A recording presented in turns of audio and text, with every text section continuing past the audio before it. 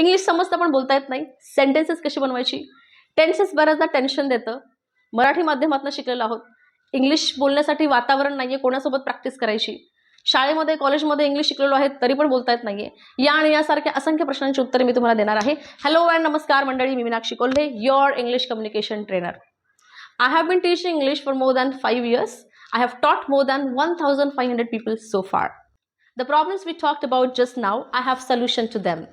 I will help you achieve your goal, that is fluency in English speaking. And for that, I am conducting English Fluency Workshop, which is going to be absolutely free.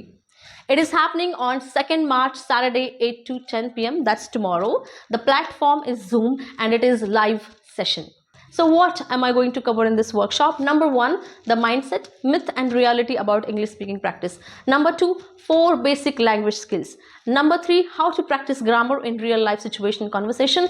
Number 4, how to achieve fluency in English speaking.